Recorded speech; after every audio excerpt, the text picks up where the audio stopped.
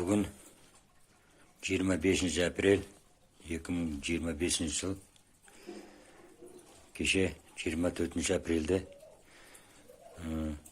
замминистр внутренних дел Шамкенов мырзаға звондап айтқамын. Ештеңе 6 ай дегенде генерал Қабденов приемына кірдім, бірақ ол ешқандай жұмыс істеп жатқан жоқ деп. Акт, протокол беруден бас тартты дедім. Сол жерде біз бермейміз деп. Сол жерде отырған сосын бәрі мені тыңдап, менің вопростарымды тыңдап. Мен бірінші болып акция туралы айттым, заңсыз шығарған туралы айттым, подделка документ туралы айттым.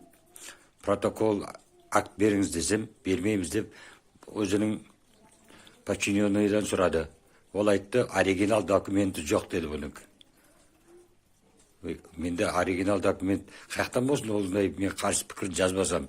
Қалғандардікі бар ғой, мысалы, заңсыз шығарып отқан. Ол тыңдағанда жоқ. Маған бір қағаз берді, бір оригинал береміз деп. И юристқа жіберді. 4-ші этажда. Юристқа шықтық. Юрист менің документім бәрін көріп, трудовой книжканың бәрін көріп. Бір-екі адам шақырды. Документтер дұрыс болмағаннан кейін. Олар келген жоқ. Сосын маған айтты, мына куймен прокуратураға заявление жаз деді. Сосын сенің бәрі мәселең шешіледі деді. Акция туралы, увольнение туралы бәрі. Мен айттым, қанша жазуға болады, постоянно жазып жатырдым. Сіздер маған мынандай ответ беріңіздер, акт не десем, не алған жоқ. Сонда ол жерден шығып, қабылдау бөліміне кетіп, барып қабылдау бөлімінде генерал Қабденов секретаршасы бар екен, қатты сөйледім. Сондақсам кабинетінен генерал шықты өзі. Шығып, сол жерде біреуге указание берді. Демеу болатқа ба солар ма? Олың кабинетіне барып, және айқайластық. Мен айттым сол жерде, мына камера тұр, беріңдерші біреуін несін деп.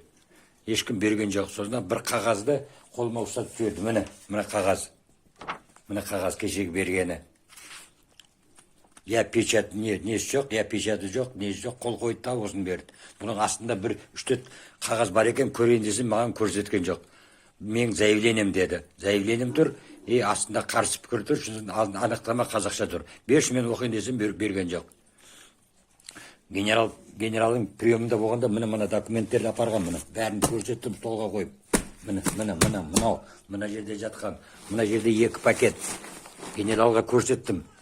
Мұның ішінде де бар, 12 жыл болып жүргеніме деп. Ол, мен айттым, малға ұқсап жүрміз дедім осындап, ақтан бияққа барып кеп дедім. Сонда ақып кеше Шамкеновқа звондағам. Шамкенов айтты, приемның номерін берді, 72-26-00. Азаннан кешке дейін звондадым. Телефонды ешкім көтермейді. То постоянно занято, то көтерген жоқ. Қысқасы. Сағат 6-ға дейін звондадым постоянно. Шамкенов мырза айтқан, замминистр, обедке дейін семен не қылады, тебе позвонят деп. Ешкім звондаған жоқ. Бұл толка сағат 10-да заявление, 10:30-да сообщение келді. Сенің мен заявление түсті деп. Мен ешқандай заявление жазған жоқпын. Внутренних делға кеше. Алдыңғыда да сондай болған. Кентау қаласында да. Мен заявление жазбасам, мен білмеймін, қаяқтан аған заявление не қойыпты. Енді ақырғы выход, последний выход президентқа жазу. Мен бүгін пятница күні, суббота, воскресенье күні дайындаймын президентқа. Понедельник күн жіберем. Менің 15 жылдан бері менің құқығым бұзылып отыр. 15 жылдан бері. Просто адалдық болу керек қой. Адалдық болу керек. Ешкім жұмысып жатқан ешкім жоқ. Сплошной коррупция Қазақстанда. Мен соның бір жертвасым ғой, бұлай қарасаң.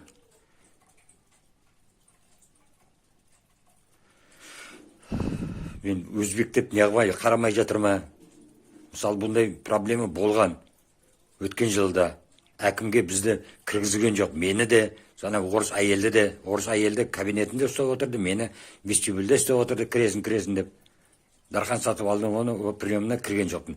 5-ші рет кіргенінде, президентқа жазып кіргенінде, Дархан сатып алды айтты, мен сені 1-ші рет көріп тұрдым, танымаймын сені деді. Болмаса 3-ші прием ол. 3-ші прием. Ештеңе шешіліп жатқан ештеңе жоқ. Шәмкенов мырза, міне министрға да звондап аламадым мен, кірамадым. Енді мен только президентқа жазам. Астында сіздің фамилияңыз обязательно тұрады. Генерал Қабденовтың фамилиясы обязательно тұрады. Міне мыналар, мынау бәрі ненің нелері? Государственный органдардың нелер, мынау бәрі документ. Сіздер сол үшін ақша отырсыздар. Өкіметтен. Халыққа қызмет етсін деп. А сіздер просто отписка бересіздер. Министр внутренних дел приемына кірейін десем, сіз ол менің құзырыма жатпайды дейсіз. Сонда кімнің құзырына жатады? Только канцелярияның ма? Канцелярия алмай жатыр ғой телефонды. Тем более мен февраль айында министрдің приемына жазылып қойған приемына. Енді ренжімеңіздер. Президентке жазам. Мен президенттің приемына кірем. Кеше Қабденовтың приемында да айтқам, мен до конца барам деп. Үстінен күлген ол. Сіз көріп тұрым, барасыз деген ғой, неғыды. Бірақ біздің қолымыздан ештеңе не алмайды деп. Сіздің құқығыңыз деді да қойды ол. Мен сұрадым ол жерде. Видео запискілер тұр. Болмаса, починаларыңыздың бәрінде телефон бар дедім қалтасында. Мені снимать етсіңіз, мен разговорымды сізге неғып атқан дедім. Сондақса менде телефон жоқ деді. Ана өздерің починалары бір қаратты қойды. Ешкім снимать еткен жоқ. Только фотоснимкаға аватар. Мен одан толық жоқ дедім. Маған видео несі керек дедім.